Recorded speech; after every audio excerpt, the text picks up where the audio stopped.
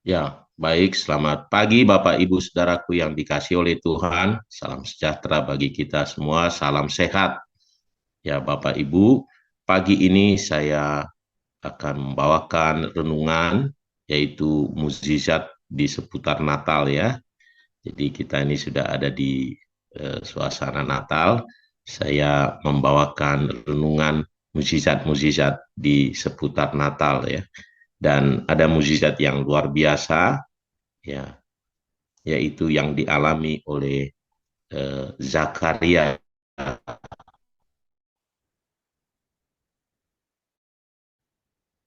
Jadi dia mengalami mukjizat bahwa yang sudah lama dan nggak mungkin dipenuhi lagi, yang dia sudah tidak percaya lagi apakah itu bisa dipenuhi atau tidak, tetapi Tuhan menjawabnya.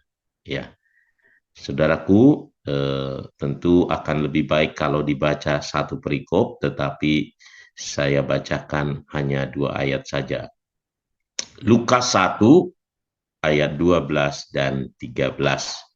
Melihat hal itu, ia terkejut dan menjadi takut. Tetapi malaikat itu berkata kepadanya, "Jangan takut, hai Zakaria, sebab doamu telah dikabulkan, dan Elisabet istrimu akan melahirkan seorang anak laki-laki bagimu, dan haruslah engkau menamai dia Yohanes." Ya, saudaraku, eh, cerita awalnya adalah dia adalah seorang imam, ya, keturunan Lewi Harun. Ya, dia eh, jadi ketika di zaman Yesus itu ada banyak kelompok-kelompok untuk melayani di Bait Allah, dan salah satu adalah kelompoknya dia ya, karena keturunan Harun ini banyak, jadi dibuat kelompok-kelompok. Nah, mereka sedang bertugas di Bait Allah untuk melakukan persiapan pelayanan gitu ya di Bait Allah. Nah, dia yang mendapat tugas diundi untuk masuk ke dalam Bait Allah. Dan di sana dia bertemu dengan malaikat. Nah, itu yang kita tadi baca di dalam, dia tak ketakutan, tetapi malaikat itu berkata, "Jangan takut. Ya, sebab doamu sudah dijawab oleh Tuhan."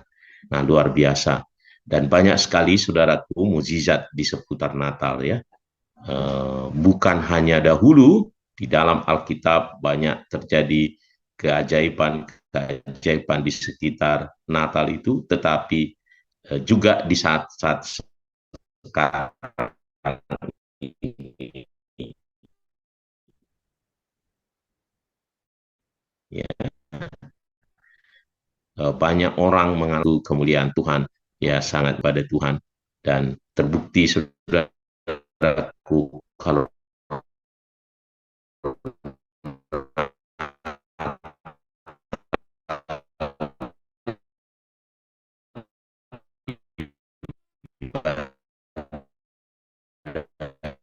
Natal banyak sekali datang orang kepada Tuhan. Saya berdoa di suasana Natal ini kita Tuhan yang luar biasa. Mengapa Zakaria? Zakaria seorang yang setia, dan kesetiaannya sangat luar biasa ya, terbukti gitu ya, dan dia boleh mengalami mukjizat yang spesial.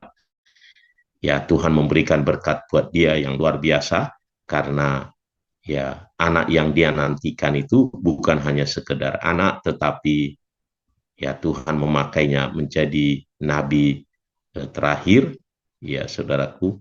Ya, dia mempersiapkan jalan bagi Tuhan, namanya Yohanes. Nah, kesetiaan apa yang dia lakukan sehingga dia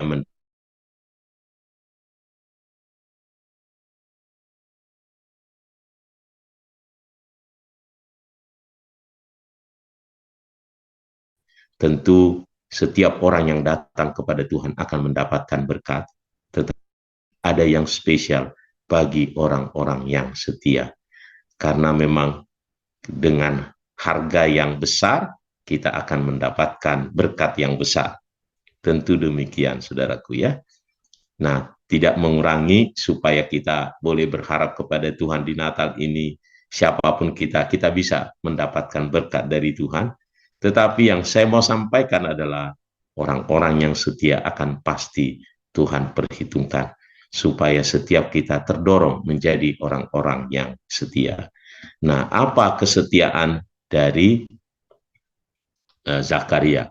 Saudaraku, saya catat ada 3 kesetiaan dari Zakaria. Nah, itu yang membuat dia mendapatkan berkat mukjizat yang luar biasa. Ya, doanya dijawab oleh Tuhan. Nah, yang pertama ada di ayat ke-6, dikatakan di sana, keduanya adalah benar di hadapan Allah dan hidup menurut segala perintah dan ketetapan Tuhan dengan tidak bercacat. Perhatikan ini, dengan tidak bercacat. Jadi mereka begitu salehnya. Mereka setia kepada Tuhan. Ya, apapun yang terjadi, masalah boleh datang, doa belum terjawab, dia tetap setia. Dia tetap hidup menurut segala perintah dan ketetapan Tuhan. Ya, banyak orang, saudaraku, karena dia tidak melihat jawaban dari doanya, dia tidak melihat kok hidup dalam Tuhan ini banyak masalah gitu. Dia langsung bisa berbalik dari jalan-jalan Tuhan. Tetapi Zakaria tidak demikian.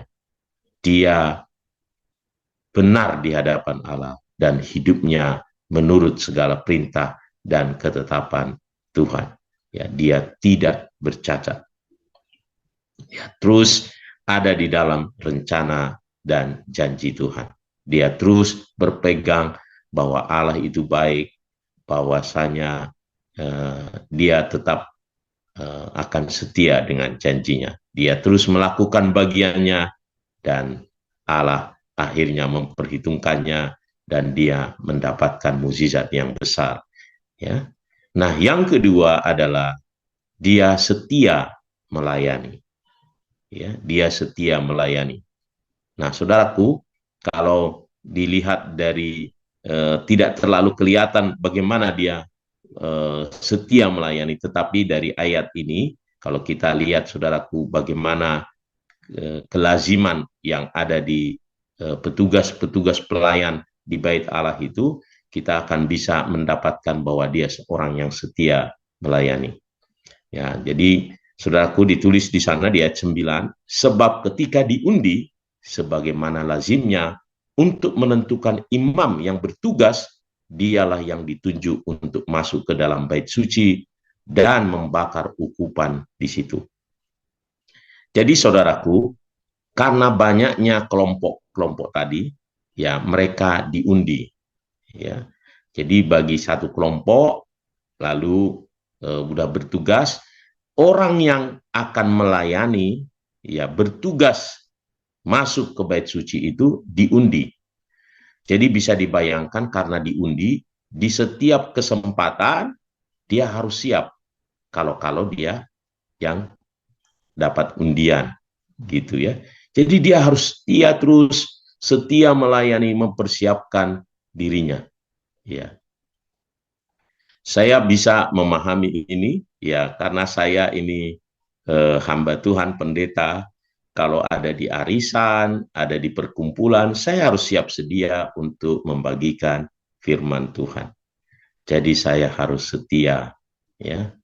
Dan kalau ada misalkan ada pertemuan, saudaraku, saya harus bersiap sedia untuk membagikan firman. Bahkan bukan hanya itu, kalau ketemu sama saudara atau mengunjungi, saya harus bersedia, bersiap-siap untuk membagikan firman. Oleh karenanya, saya harus menjadi seorang yang setia dalam melayani. Nah, jadi Zakaria demikian, saudaraku.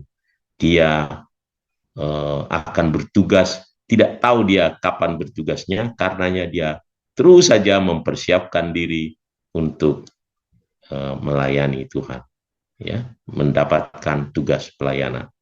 Nah, demikian Zakaria. Nah, Tuhan mau kita juga menjadi orang-orang yang setia, saudaraku, ya, melayani Tuhan. Ya, melayani Tuhan adalah satu kesempatan, menjadi satu berkat yang luar biasa kalau kita dipercaya oleh Tuhan untuk melayani Tuhan. Jangan memandang pelayanan menjadi satu tugas yang memberatkan, tetapi adalah satu kesempatan yang luar biasa bila dipakai oleh Tuhan. Ya, siapa kita sehingga kita Tuhan pakai. Ya, itu yang harusnya kita miliki. Mari kita menjadi orang yang setia melayani. Dan yang ketiga tentu adalah dia adalah orang yang setia berdoa, sehingga malaikat itu berkata, doamu sudah dijawab oleh Tuhan. Bukan hanya doa dia, tetapi juga doa Elizabeth, sehingga dia seorang yang setia berdoa. Ya, setia berdoa. Jadi, mari Bapak Ibu, setialah kita berdoa kepada Tuhan. Ya, berdoa ini mungkin Bapak Ibu berkata, wah kok kita sudah 3 tahun, 4 tahun ini berdoa, kok kita belum melihat apa yang kita doakan. Ya, saya percaya Zakaria lebih lagi. Dia bertahun-tahun, puluhan tahun berdoa supaya Tuhan mempercayakan seorang anak untuk mereka. Dan sampai sepertinya tidak ada dasar lagi untuk berharap karena mereka sudah tua. Tetapi Allah menepati janjinya. Dan mukjizatnya jauh lebih besar. Mereka berdoa supaya mereka mendapatkan seorang anak. Tetapi Tuhan memberikannya jauh lebih besar daripada itu. Yaitu anak yang mereka lahirkan, mereka dapatkan, bukan sekedar anak, saudara. Tetapi orang yang dipakai oleh Tuhan luar biasa. Menyiapkan jalan bagi Tuhan.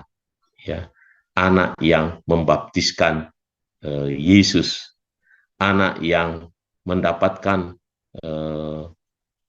penghormatan yang luar biasa ya dari Tuhan. Dan setiap kali Natal pasti akan selalu diingat ya bagaimana Yohanes Pembaptis memulainya. Dan di setiap Natal juga Zakaria selalu menjadi perhatian, menjadi yang dikotbahkan, kehidupannya selalu dikotbahkan. Mari Bapak Ibu, mari kita menjadi orang-orang yang setia. Ya, setia kepada Tuhan, mengikuti jalannya, setia melayani Tuhan, dan setia berdoa. Tuhan Yesus memberkati kita semuanya. Mari kita berdoa.